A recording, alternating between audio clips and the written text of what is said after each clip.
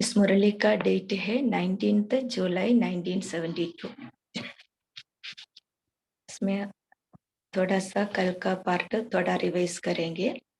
बाबा ने इस मुरली में हमको समझाया है संगठन में रहते कैसे चलना है। इसमें संगठन का महत्व को बाबा ने हमको समझाया है। फिर संगठन में रहते हुए हम कैसे सर्टिफिकेट लेना है वो भी हमको बाबा ने समझाया है।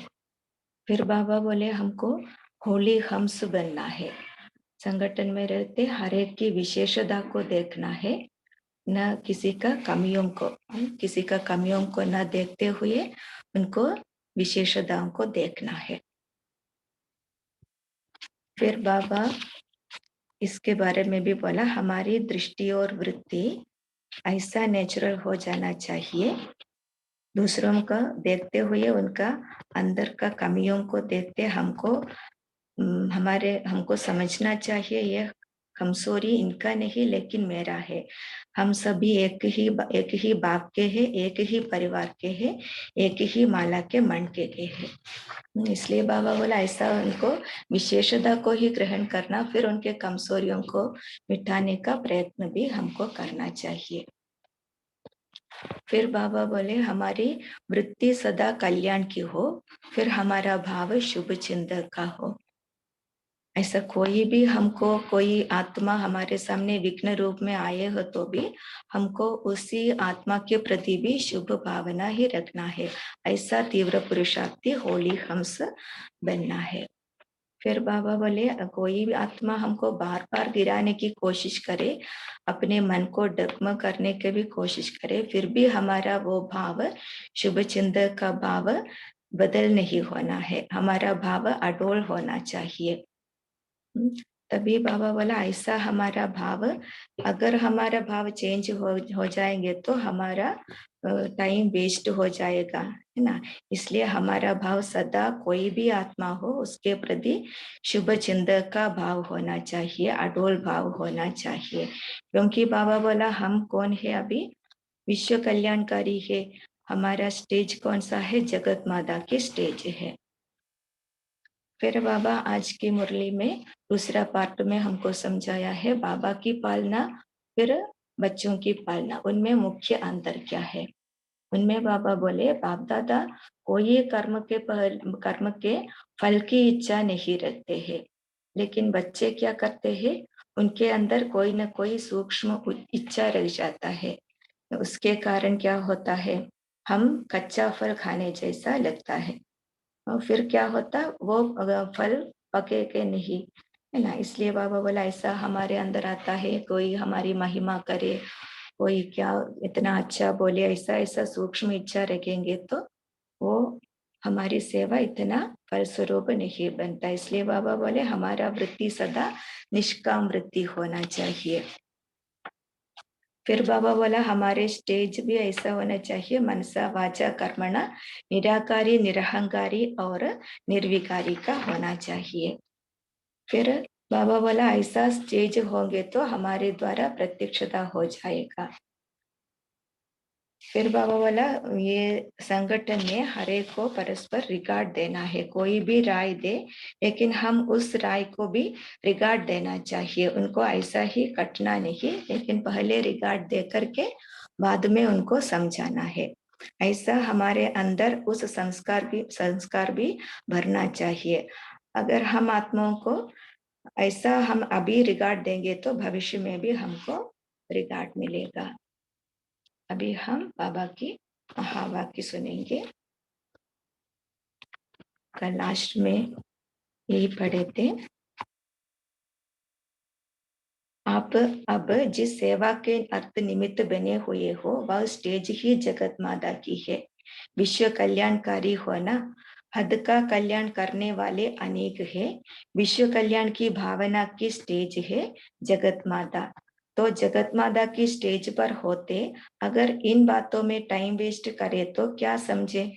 बाबा हमारे स्टेज जगत माता इतना ऊंच स्थिति हमको दे रहे हैं, हम कैसे होना चाहिए विश्व कल्याण की भावना में। हम कौन है, जगत माता, है ना। लौकिक में भी माताएं क्या करते, बच्चों की गलतियां देकर, कमजोरी दे करके उनको छोड़ देते हैं, वो एक न एक दिन ठीक हो जाएगा। ऐसा हम भी दूसरी आत्माओं पर कोई कमजोरी देखेंगे तो हम भी सोचना चाहिए ये बाबा का बच्चा है, एक न एक दिन ठीक होगा। हमारे अंदर उनके प्रति भाव बदलना नहीं है। फिर बाबा बोले पंजाब की धरती पर कौरव गवर्नमेंट को नाज है, तो पांडव गवर्नमेंट के को भी नाज है। पंजाब की विशेषता ये है, जो बाप दादा के कार्य में मददगार फल स्वरूप सभी से ज्यादा पंजाब से निकले। बाबा के आगे पंजाब का पार्टी बैठे हो गए। सिंध से निकले हुए निमित्त बने हुए रत्नों ने आप रत्नों को निकाला।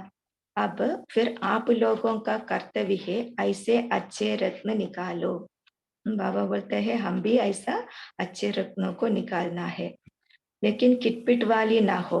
आप लोगों द्वारा जो सबूत निकलना चाहिए वह अब अपनी चेकिंग करो। अपनी रचना से कब तंग हो जाते हो क्या? बाबा पूछ रहे हैं, अपना रचना है लेकिन उनसे तंग हो जाते हो क्योंकि हम जगत माता है ना।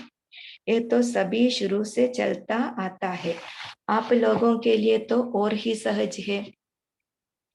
आप लोगों को कोई स्थूल पालना नहीं करनी पड़ती, सिर्फ रूहानी पालना। लेकिन पहला पोर निकलने समय तो दोनों ही जिम्मेवारी थी। एक जिम्मेवारी को पूरा करना सहज होता है, दोनों जिम्मेवारी में समय देना पड़ता है।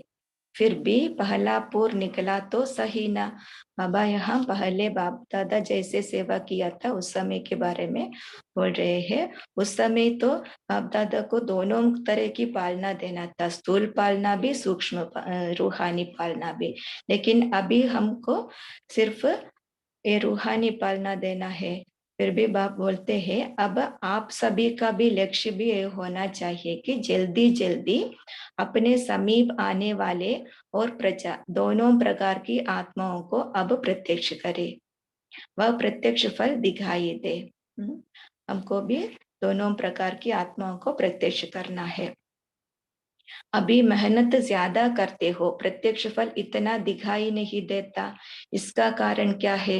बाबा पूछ रहे हैं। मेहनत तो सब बहुत अच्छा कर रहे हैं लेकिन प्रत्यक्ष फल इतना दिखाई नहीं देता, इसका कारण बाबा पूछ रहे हैं।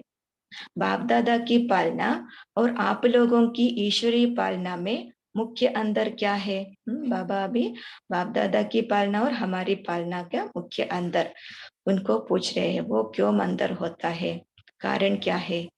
जिस कारण क्षमा के ऊपर जैसे परवाने फिदा होने चाहिए वह नहीं हो पाते। हमारा पालना में अंदर हो गया, इसलिए क्या हो गया, क्षमा के ऊपर जैसे परवाना फिदा होना चाहिए वह नहीं हो पाते। ड्रामा में पार्ट है वह बात दूसरी है, लेकिन बाप समान तो बनना ही है ना। बाबा बोल रहे हैं ये तो ड्रामा का पार्ट ही होगा, लेकिन फिर भी हम बाप समान तो बनना है ना। प्रत्यक्ष फल का यह मतलब नहीं कि एक दिन में वारिस बन जाएंगे, लेकिन जितनी मेहनत करते हो, उम्मीद रखते हो, उस प्रमाण भी फल निकले तो प्रत्यक्ष फल कहा जाए। हमारे प्रयत्न के अनुसार प्रत्यक्ष फल होना चाहिए ना, लेकिन बाबा बोलते हैं वो भी नहीं होता है। वह क्यों नहीं निकलता? अभी बाबा उसका उत्तर दे रहे हैं। बाप दादा कोई भी कर्म के फल की इच्छा नहीं रखते। एक तो निराकार होने के नाते से प्रारब्ध ही नहीं है, तो इच्छा भी नहीं हो सकती। और साकार में भी प्रैक्टिकल पार्ट बजाया तो भी हर वचन और कर्म में सदैव पिता की स्मृति होने के कारण फल की इच्छा का संकल्प मात्र भी नहीं रहा। ये अंडरलाइन करने की बात है। बाबा हमको समझा रहे हैं हमारे पालना में क्यों प्रत्यक्ष फल नहीं होता, क्योंकि बाप दादा बोल रहे हैं बाबा जो सेवा करते हैं, जो कर्म की फल की इच्छा बाप दादा नहीं रखते हैं, है ना। ये तो अंडरलाइन करने की बात है, जो भी सेवा करे फल की इच्छा नहीं होना चाहिए। एक तो बाबा बोले निराकार होने के नाते प्रारब्ध भी नहीं है, फिर भी इसलिए इच्छा भी नहीं हो सकती। ऐसा साकार में भी ब्रह्म बाबा ने भी प्रैक्टिकल पार्ट बचाया था ना। तभी उन्होंने कैसे किया, हर वचन और कर्म में सदा पिता की स्मृति होने के कारण ब्रह्मा ब्रह्म बाप को भी कोई इच्छा नहीं था, संकल्प मात्र भी उनको इच्छा नहीं था। लेकिन बाबा बोल रहे हैं और यहाँ क्या होता है, हम बच्चों की पालना में क्या होता है, जो कोई कुछ करते हैं तो यहाँ ही उस फल की प्राप्ति का रहता है ना, हमारे अंदर उस इच्छा होता है फल की प्राप्ति का।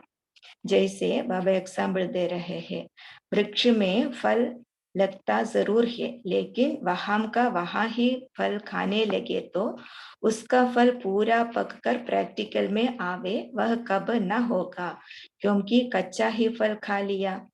वह यह भी ऐसे है, जो कुछ किया उसके फल की इच्छा सूक्ष्म में भी रहती जरूर है, तो किया और फल खाया, फिर फल स्वरूप कैसे दिखाई देवे। बाबा बोल रहे हैं हम भी जो भी कर्म करेंगे तो सेवा करेंगे तो हमारे अंदर सूक्ष्म में कोई कोई ना कोई इच्छा रहता है, तभी क्या होता है वो जैसा है किया और फल खाया, इसलिए हम हमारे में ऐसा फल स्वरूप दिखाई नहीं देता, आधे में ही रह गया ना। फल की इच्छाएं भी भिन्न भिन्न प्रकार की है। जैसे अगर दुखों की लिस्ट है, वैसे फल की इच्छाएं व जो उसका रिस्पॉन्स लेने का सूक्ष्म संकल्प जरूर रहता है। बाबा यहाँ बोलता है दुख की लिस्ट होता है ना, ऐसा हमारे अंदर भी फल की इच्छाएं उसका भी लिस्ट होता है। मीन्स उसका हम जो सेवा करते हैं उसका रिस्पॉन्स लेने के लिए हमारे अंदर सूक्ष्म इच्छा जरूर उत्पन्न होता है।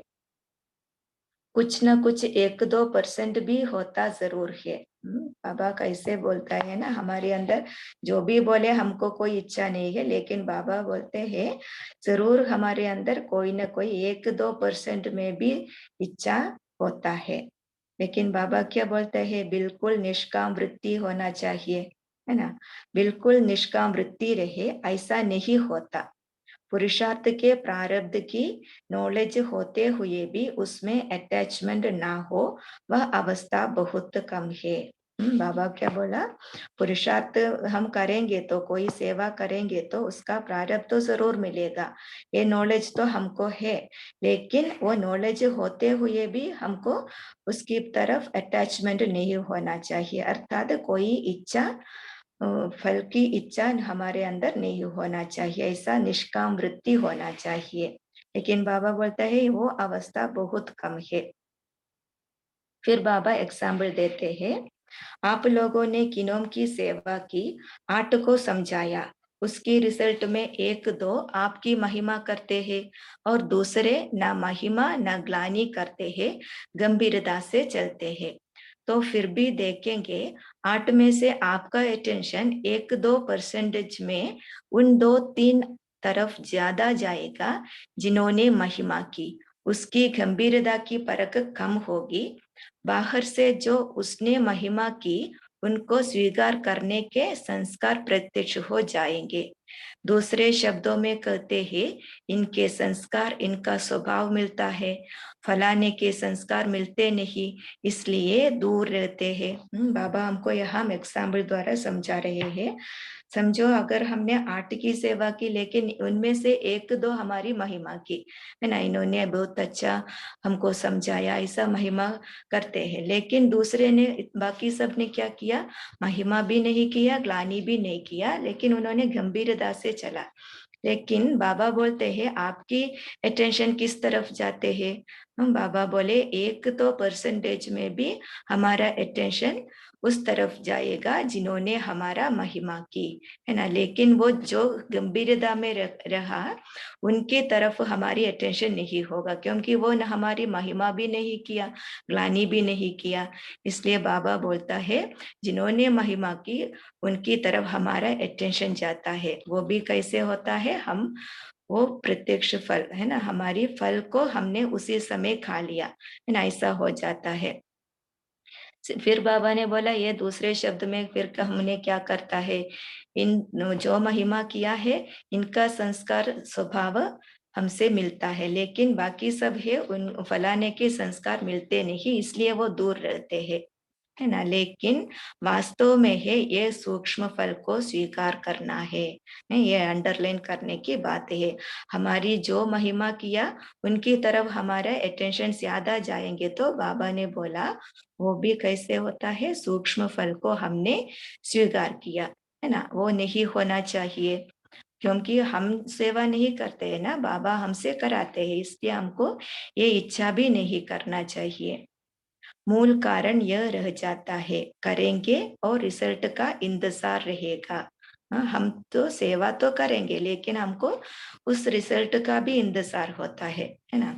पहले अटेंशन इस बात में जाएगा कि इसने मेरे लिए क्या कहा। हाँ, सेवा करने पर बाबा बोलते हैं हमारे अटेंशन किस तरफ जाते हैं, किस बात में जाता है, इन्होंने मेरे लिए क्या कहा, है ना। मैंने भाषण किया, सभी ने क्या कहा, हाँ, ऐसा हमारा अटेंशन जाता है, इसलिए बाबा हमको अटेंशन हमको दिला रहे हैं, ऐसा हमारे अंदर नहीं होना चाहिए।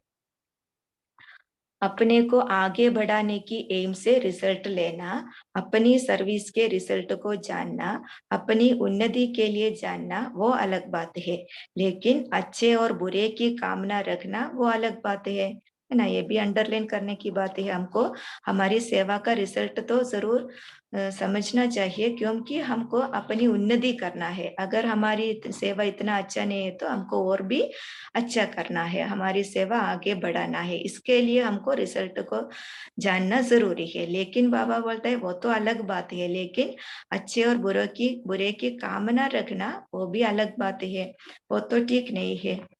अभी अभी किया और अभी अभी लिया तो जमा कुछ नहीं होता, कमाया और खाया उसमें विल पावर नहीं रहती, वह अंदर से सदैव कमजोर रहेंगे, शक्तिशाली नहीं होंगे, क्योंकि खाली खाली है ना।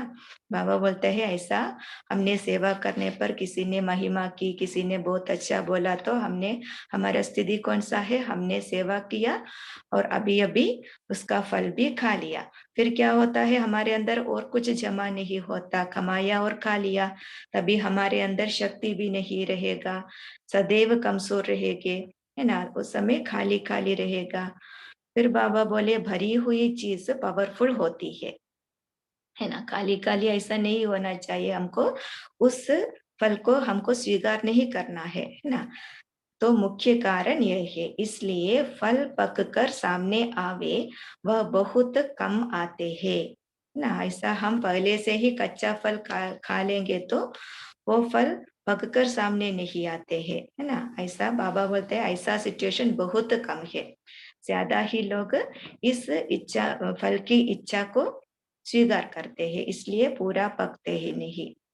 जब यह बात खत्म हो जाएगी तब निराकारी, निरहंकारी और साथ साथ निर्विकारी मनसा वाचा कर्मणा में तीनों सब्जेक्ट दिखाई देंगे, है ना। हमको हमको पता है, नॉलेज है, हम जो भी पुरुषार्थ करें उनका प्रारब्ध तो जरूर मिलेगा, लेकिन वो नॉलेज हमको, हम जानते हुए भी हमको कोई इच्छा नहीं रखना चाहिए।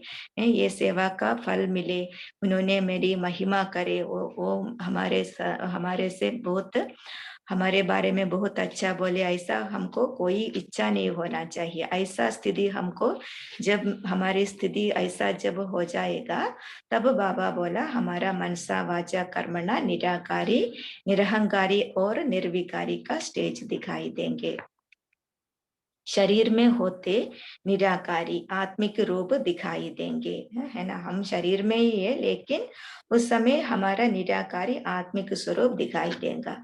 जैसे साकार में देखा बुजुर्ग था ना, लेकिन फिर भी शरीर को न देख रूह ही दिखाई देता था, व्यक्त गायब हो अव्यक्त दिखाई देता था। तो साकार में निराकार स्थिति होने कारण निराकार व आकार दिखाई देता था।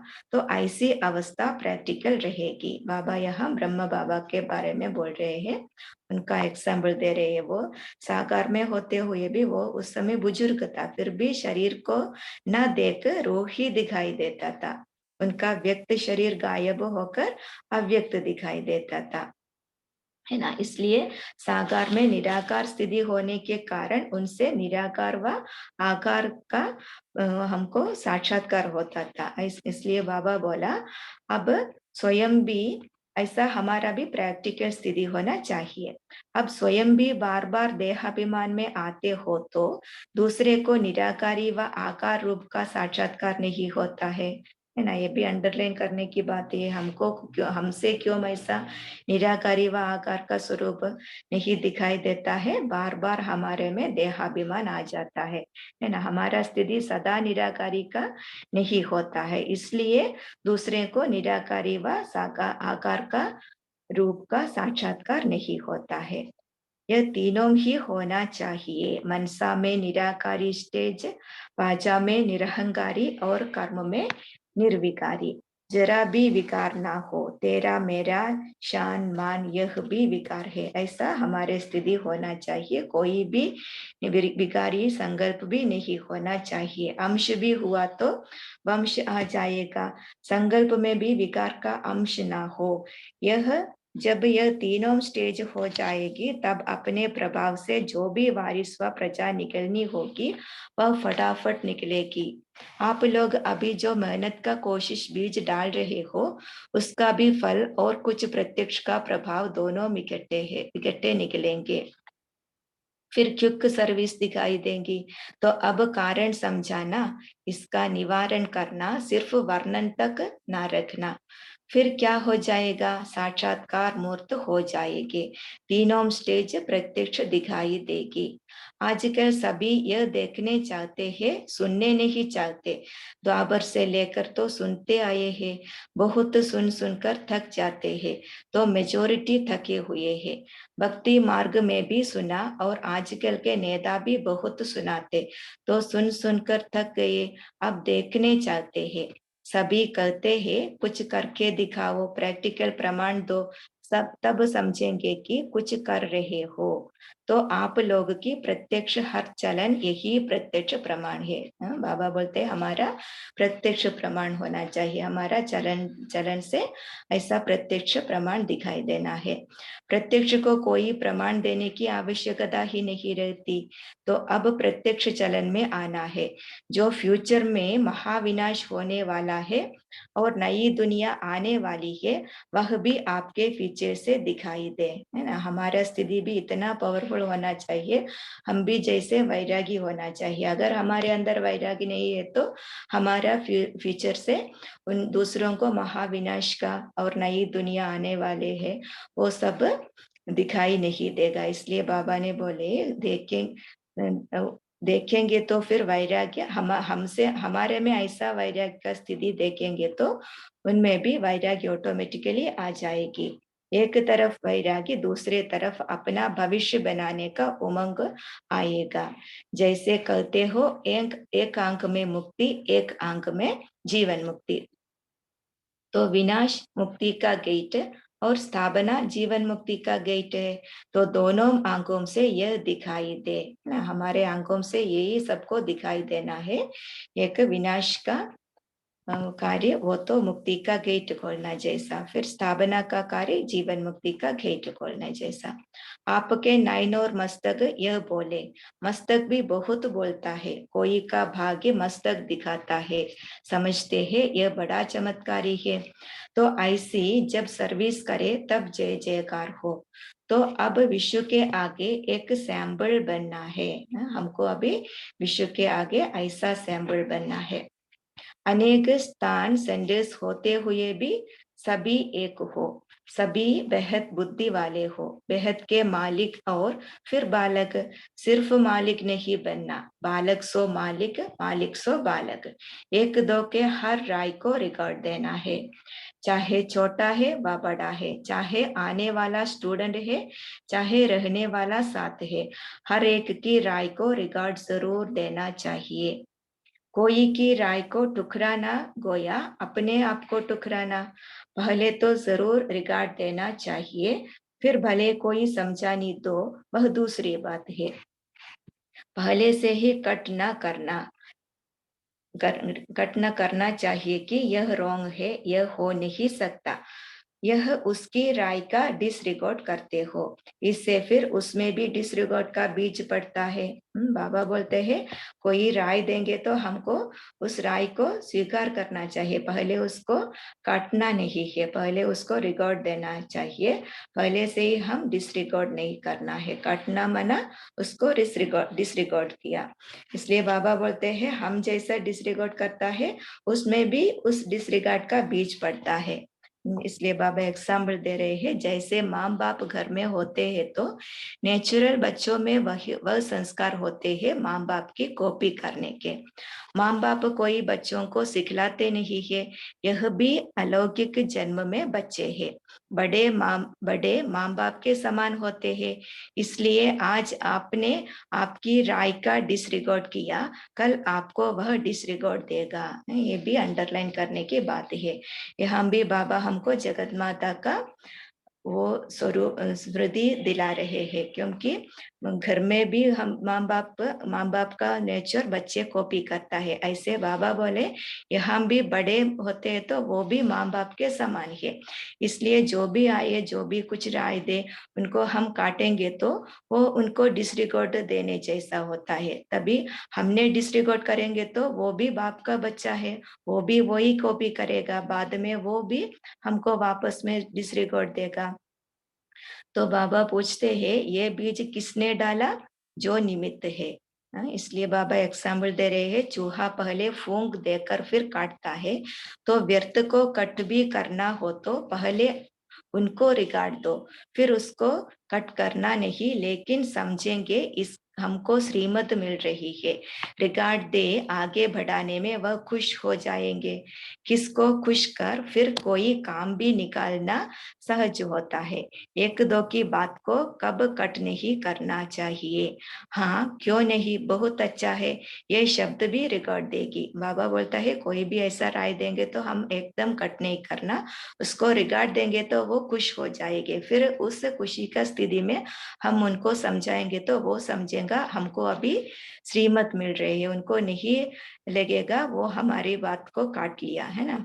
इसलिए हमको हमारा शब्द भी इतना अच्छा निकलना चाहिए, उनको बोलना है क्यों नहीं, बहुत अच्छा है। ये शब्द भी बाबा बोलते हैं रिकॉर्ड देने वाला है।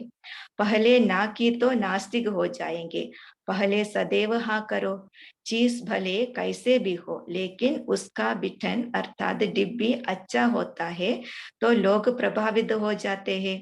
तो ऐसे ही जब संपर्क में आते हो तो अपना शब्द और स्वरूप भी ऐसा हो, ऐसे नहीं कि रूप में फिर ना की रूपरेखा हो, इसमें रहम और शुभ कल्याण की भावना से चेहरे में कब चेंज नहीं आवेगी, शब्द भी युक्ति युक्त निकलेंगे। बाबा बोलता है हमारा शब्द और रूप भी इतना अच्छा हो, हमारा शब्द युक्ति युक्त भी निकलेगा, लेकिन इसके लिए हमारे अंदर रहम और शुभ कल्याण की भावना होना चाहिए, तब वो खुश होगा। बाप दादा भी किसको शिक्षा देते हैं तो पहले सम्मान दे फिर शिक्षा देते हैं। तो आजकल जो भी आते हैं वह अपने मान लेने वाले ठुकराए हुए को समान रिगार्ड चाहिए। इसलिए कब भी कोई डिसरिगार्ड किसको डिसरिगार्ड नहीं, पहले रिगार्ड देकर फिर काटो, उसकी उनकी विशेषता का पहले वर्णन करो, फिर कमजोरी का। जैसे ऑपरेशन करते हैं तो पहले इंजेक्शन आदि से शुद्ध बुद्ध भुलाते हैं, तो पहले उसको रिगार्ड से उस नशे में ठहराओ, फिर कितना भी ऑपरेशन करेंगे तो ऑपरेशन सक्सेस होगा। यह भी एक तरीका है। बाबा और भी हमको एग्जाम्पल दिया है। जब यह संस्कार भर जाएंगे तो विश्व से आपको रिगार्ड मिलेगा। अगर आत्माओं को कम रिगार्ड देंगे तो प्रारब्ध में भी कम रिगार्ड मिलेगा। बाबा यहाँ हमारा संस्कार हमको समझा रहे हैं, हमारा संस्कार ऐसा होना चाहिए जो भी आत्मा हो, जो भी राय दे, लेकिन पहले हमने उस राय को काटना नहीं, उनको पहले रिगार्ड देकर उसको खुश करना है, फिर उनको समझाने देना चाहिए, सम्मान में बिठाकर फिर रिकॉर्ड देना चाहिए। ऐसा संस्कार हमारे में अभी भरेंगे तो विश्व से भी हमको रिगार्ड मिलेगा। फिर क्या होगा, अभी का ये संस्कार हमको भविष्य में भी प्रारब्ध में मिलेगा, मीन्स वहां भी सत्युग में भी हमको दूसरे आत्माओं से रिगार्ड मिलेगा। ओम शांति। थैंक यू बाबा।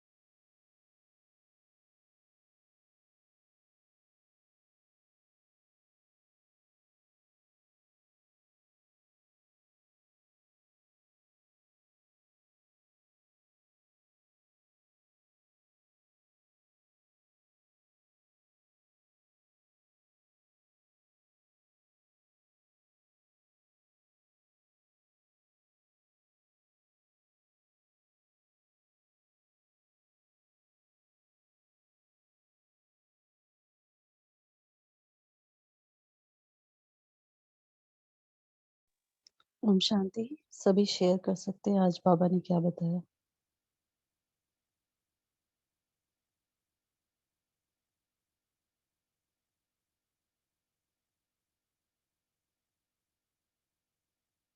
जी, जिन्होंने हैंड रेज किया है वो बोल सकते हैं।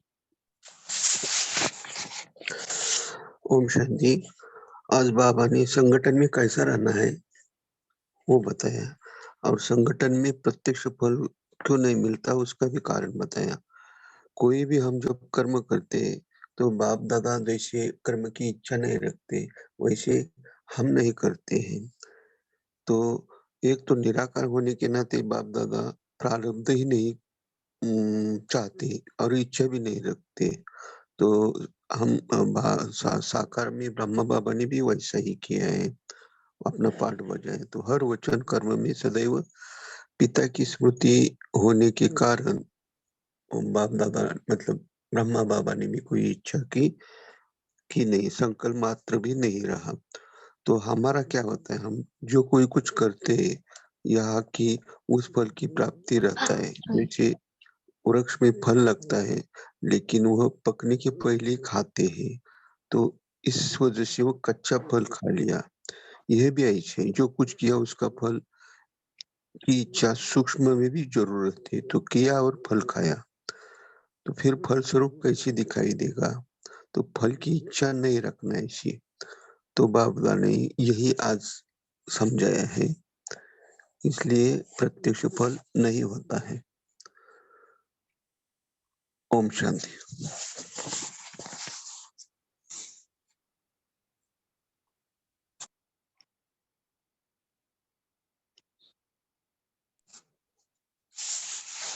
जी और ओम शांति।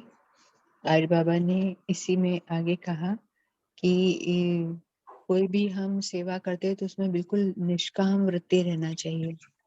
अभी हमें मालूम है कि हम सेवा कर रहे हैं, उसकी हमें प्रारब्ध मिलेगी, उसका फल मिलेगा, लेकिन उसमें भी अटैचमेंट नहीं होना चाहिए।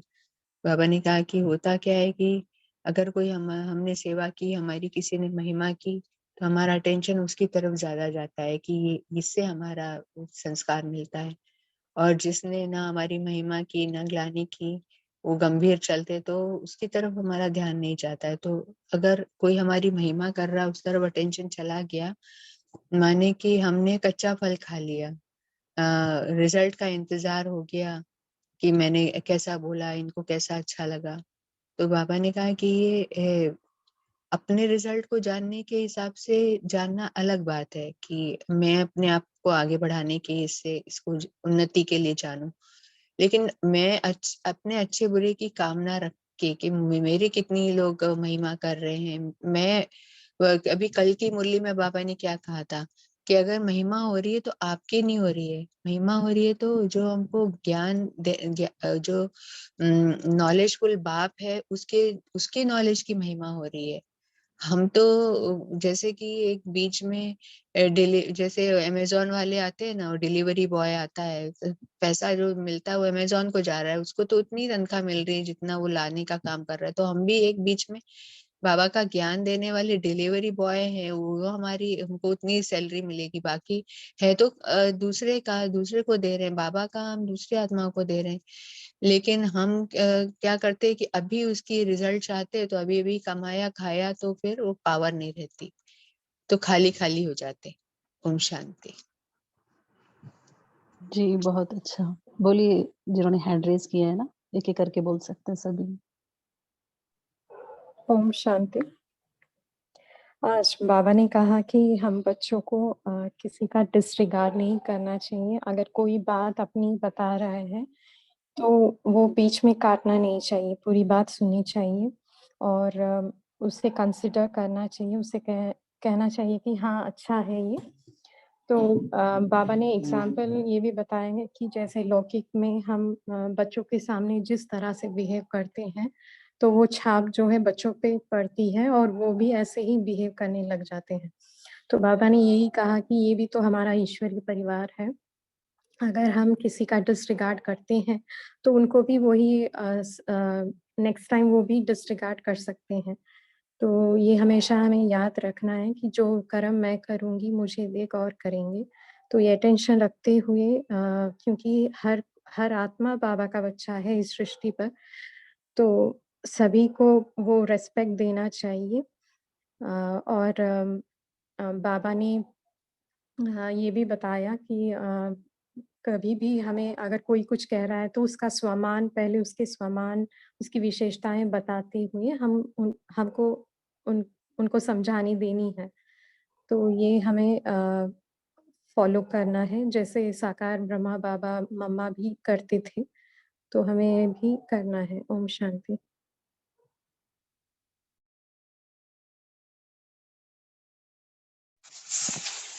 ओम शांति।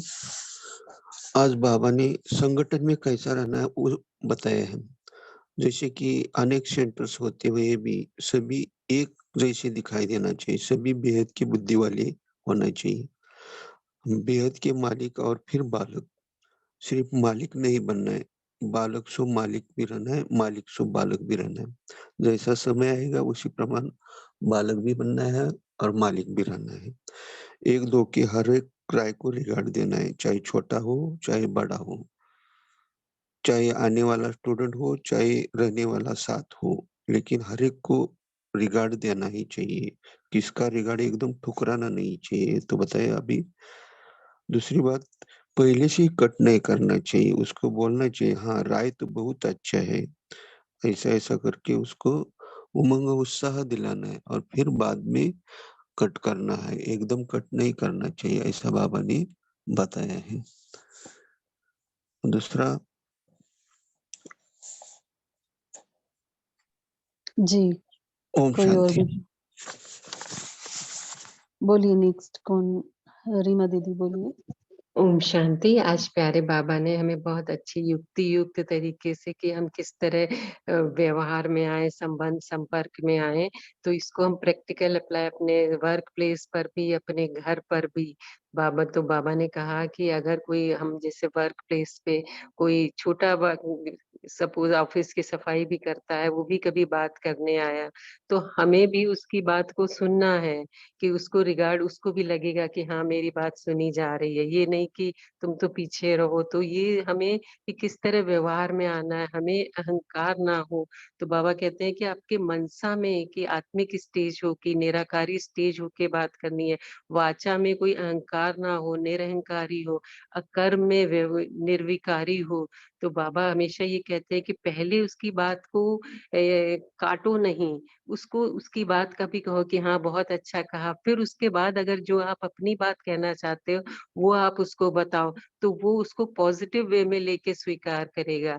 तो घर में भी हम बच्चों के कभी टसल होती या फिर किसी व्यक्ति के साथ हमारा संबंध संपर्क में बहुत ज्यादा टकराव होता है, तो उसमें भी हम अंदर से अपनी वृत्ति को पहले निरहंकारी करके रखें, निराकारी स्टेज में रहे और फिर उसको जो वाइब्रेशन पॉजिटिव जाएंगे तब उसको हम बता सकते हैं कि इस तरह आप बात करो, इस तरह आप कार्य करो, तो फिर हमारे संबंध भी अच्छे होंगे। तो इसलिए जैसे बाबा की पुरानी वीडियोस अव्यक्त बाप दादा की देखो, कोई भी आत्मा सामने आती थी मुस्कुराते हुए, तो पहले सम्मान दे फिर शिक्षा देते हैं बाप दादा हमेशा। तो इससे आत्माएं परेशान, क्योंकि आत्माएं आजकल सब परेशान है, सेंटर पे भी परेशान आती हैं, कई कई बार सोचते हैं कि सेंटर पे हमें सही से बात नहीं की हमसे, तो फिर वो दोबारा नहीं आती हैं। तो आत्माएं परेशान है, सबकी बात सुन के रिगार्ड दो उनको, फिर उनको पॉजिटिव वाइब्रेशन उनको मिलेंगे, तो फिर वो जरूर संगठन में वो एक होकर चलेंगी। ओम शांति। जी, बोलिए उर्मिला दीदी।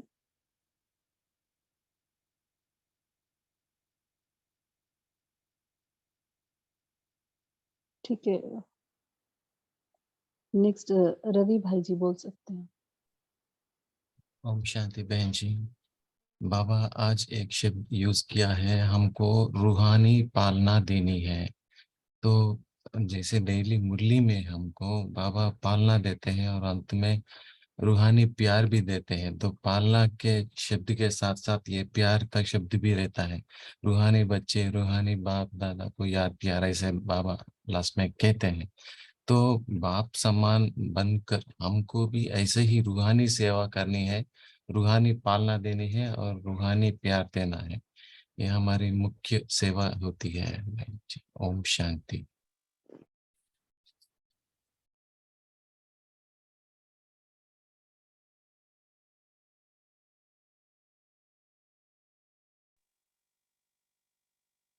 जी, तो अभी सभी ब्रेकआउट रूम से आ गए हैं, तो सभी ने बहुत अच्छे से शेयर किया होगा। अभी मंगला दीदी हम सभी को होमवर्क भी देंगे और योग भी कराएंगे। तो उससे पहले पोल का क्वेश्चन जो है वो लॉन्च हुआ है, तो सभी उसका रिप्लाई कर सकते हैं।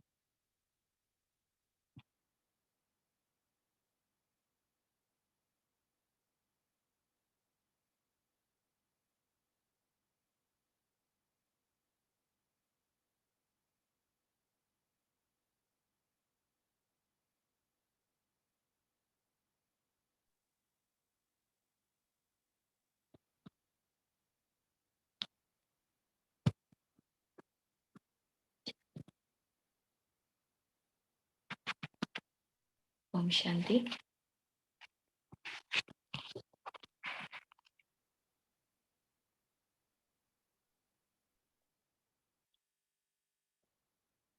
अभी हम आज ये होमवर्क करेंगे। हमको सभी का विशेषताओं को देखना है, कोई भी हो कुछ भी हो, उनके अंदर की कमजोरी देखते हुए भी उसको नहीं देखना है, सिर्फ विशेषता को देखना है। फिर कोई भी कर्म करे उनके फल की इच्छा नहीं रखना है, हमको निष्काम वृत्ति रहकर सब कुछ करना है। फिर तीसरा ये भी हम अटेंशन देना है, हमारा मनसा निराकारी, वाचा निरहंकारी और कर्मणा निर्विकारी, ऐसा स्टेज हो। ये हमको आज थोड़ा प्रैक्टिस करेंगे। अभी हम बाबा की याद में बैठेंगे।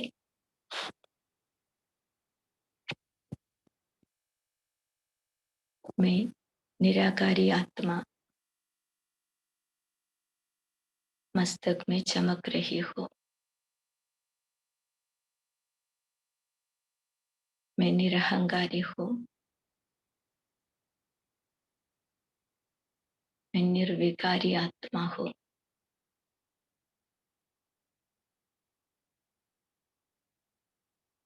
देहभान का कोई आकर्षण नहीं। अपनी मुक्त अवस्था में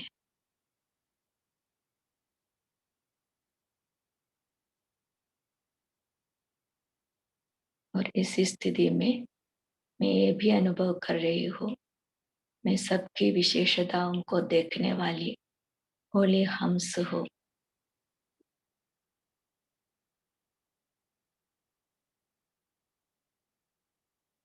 अपनी वृत्ति में सदा शुभ भावना होता है।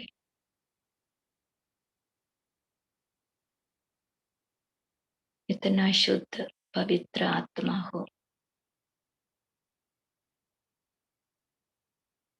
अब मैं 1 सेकंड में इस स्थिति को परम धाम में अनुभव करें। अब मैं आत्मा परम धाम में बाप के सम्मुख हो, एक ज्योति पुंज के रूप में अपनी निराकारी अवस्था में। कितना शांति है यहाँ, कितना सुख का अनुभव है। बहुत शुद्ध पवित्र आत्मा और शक्तिशाली आत्मा। मैं यहाँ अपनी मुक्त अवस्था में हो, निराकारी, निरहंकारी और निर्विकारी उस स्थिति का अनुभव कर रही हो। मैं बाप के बहुत समीप और समान स्थिति में हो, जैसे मैं और बाप एक हो गए। अनुभव करें इतना शक्तिशाली स्थिति का। संपूर्ण मुक्त स्थिति।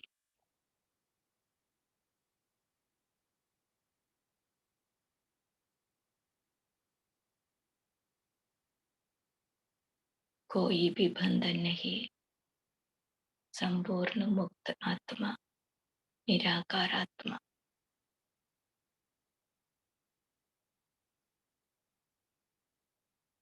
अब मैं वापस शरीर में, मस्तक में चमक रही हूँ। उसी मुक्त अवस्था में हो। कोई भी बंधन नहीं।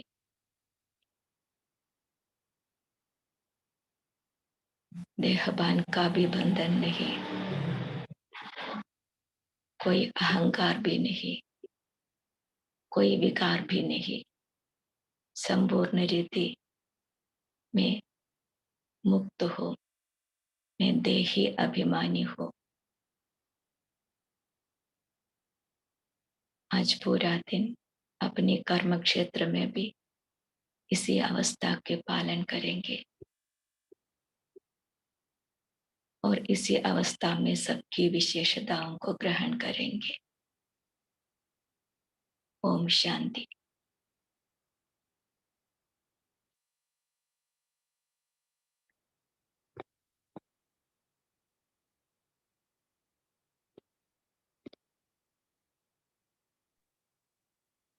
ओम शांति। ठीक है दीदी, तो सभी को धन्यवाद। कल फिर मिलेंगे। ओम शांति। Have a nice day. Good morning. Om Shanti. Shanti Baba, thank you Baba. Om Shanti. Have a good day to all. Om Shanti. सभी को विशेष सलाम। Om Shanti.